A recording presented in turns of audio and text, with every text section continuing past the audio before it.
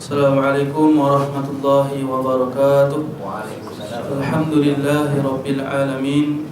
Wassalatu wassalamu ala ashrafil anbiya'i wal mursalin wa ala alihi wa sahbihi ajma'in. Subhanaka la ilma lana illa ma 'allamtana innaka antal alimul hakim. Allahumma ij'alna minal ladzina yastami'una al-qawla fayattabi'una ahsanah. Allahumma aftah alaina hikmataka wanshur alaina min khazaini rahmatika ya arhamar rahimin. Allahumma amin amin ya rabbal alamin. Amma ba'd. Yang berbahagia tuan-tuan dan puan-puan, sahabat-sahabat semua warga Telaga Biru yang dirahmati oleh Allah Subhanahu wa taala sekalian. Pertamanya, marilah sama-sama kita merafakkan setinggi kesyukuran kita kehadrat Allah Subhanahu wa taala yang telah memberikan banyak nikmatnya kepada kita, dan mudah-mudahan segala nikmat yang Allah Subhanahu wa taala kurniakan tersebut kita nampak jalan ataupun kita memperjalankan diri kita ini ke arah untuk bersyukur kepada Allah Subhanahu wa taala dengan cara kita melakukan segala perintah Allah dan kita mengelakkan dan menjauhkan diri kita daripada perkara-perkara yang dilarang oleh Allah Subhanahu wa taala. Mudah-mudahan kita semua tergolong daripada golongan orang yang bersyukur dengan nikmat Allah, bukan dengan orang yang kufur dengan nikmat Allah Subhanahu wa taala. Inna hadainahu sabila imma syakiran wa imma kafura. Baik, insya-Allah pada pagi ini kita akan kongsi satu lagi hikmah daripada Syekh Ibnu Athaillah As-Sakandari, dan hikmahnya pada hari ini berbunyi, qala al-musannif rahimahullahu ta'ala, ma fata min umurika la iwada lahu wa ma hasala laka minhu la qimata lahu. Ma fata min umurika la iwada lahu wa ma hasala laka minhu la qimata lahu. Bermakna yang telah hilang dari umur ataupun usia hidupmu tidak dapat ditarik kembali, sedang yang telah berhasil bagimu tidak dapat dinilai harganya. Baik, jadi pada pagi ini secara umum kita dapat satu kata kunci, iaitulah keutamaan waktu ataupun keutamaan umur ataupun waktu yang Allah Subhanahu wa taala berikan kepada kita. Kata pengarang Syekh Ibnu Athaillah As-Sakandari, pertama dia kata ma fata min umurika la iwadala. Apa yang telah hilang daripada umur kamu, umur awak, umur saya, umur tuan-tuan, tidak dapat ditarik kembali. La iwadalahu, tidak ada ganti, tidak boleh diulang kembali. Jadi begitulah ya muslimin dan muslimat sekalian. Betul apa yang dia katakan, dan memang akal kita pun membenarkannya. Apa yang telah terbalas daripada diri kita itu sudah tidak lagi dapat kita kecapi. Bahkan saat-saat tuan-tuan datang sebelum ini ataupun satu saat yang lalu, 2 saat yang lalu, tuan-tuan tidak dapat lagi untuk mengulangkannya kembali. Tuan-tuan datang ke pejabat pukul 8.30, siapa yang boleh bagi ulang balik 8.30 tu? Tak ada. Tuan-tuan langkah tangga masuk ke surau, siapa yang boleh ulang balik sebagaimana waktu pukul tadi tu? Itu tak boleh diulangkan kembali. Tak ada back to the future. Back to the future, tak tahu apa dia, cerita orang putih lah. Kembali ke zaman sebelum ini, tak ada.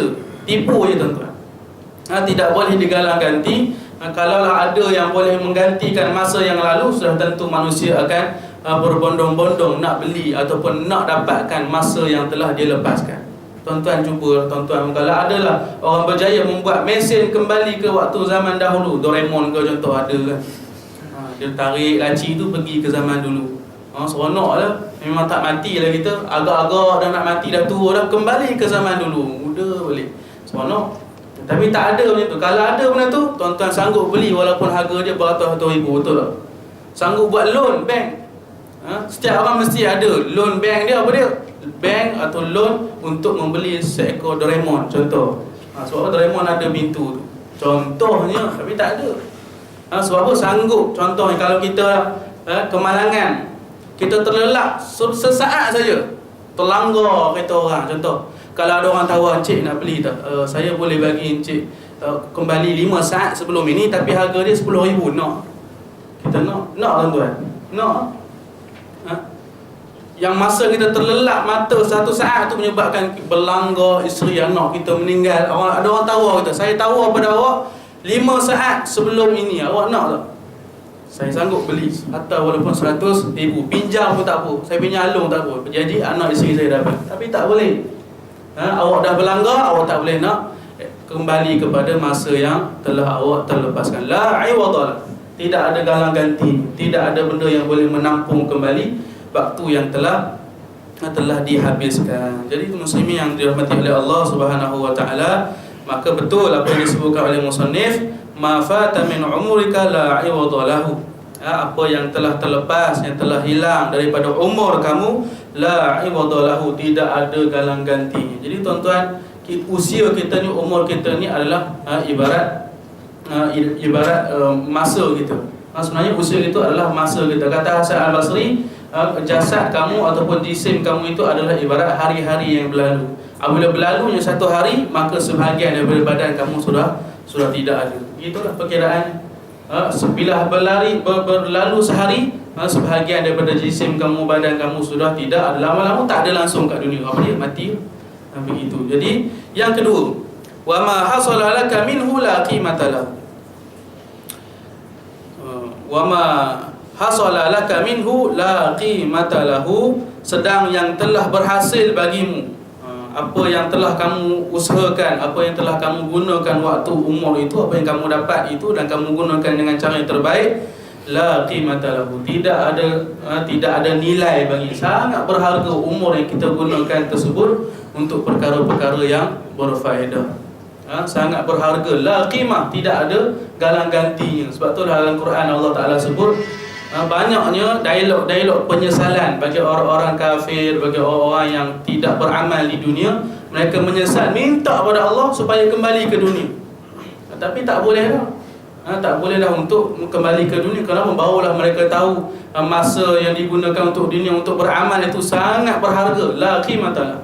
Contoh dalam surah apa tuan-tuan? Surah Al-Munafiqun. Wa anfiqu mimma razaqnakum min qabli an ya'tiya ahadakumul maut fayaqulu rabbi laula akhartani ila ajalin qarib fa asaddaqa wa akum minas solihin. Kata Allah Subhanahu wa taala, hendaklah kamu berinfak dengan apa yang telah kami rezekikan, sebahagian daripada apa yang telah kamu rezekikan pada kamu. Fayaqulu rabbi laula akhartani ila ajalin qarib. Sebelum datang ajal kamu. Kalau dah datang ajal, apa dialog mereka yang tak bersedekah, yang tak buat amal soleh, rabbi laula akhartani ila ajalin qarib fa asaddaqa wa akum minas salihin.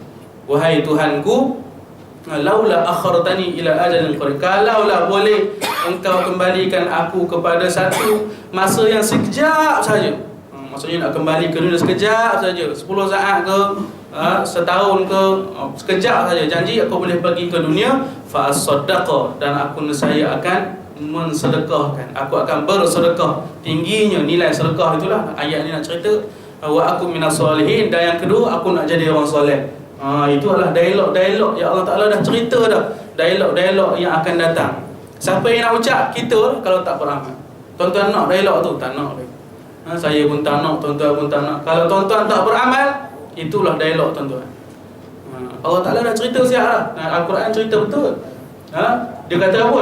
Nak sedekah dan juga nak jadi orang soleh. Kita macam mana sekarang? Banyakkan sedekah? Adakah kita ni orang yang soleh dan sebagainya lah.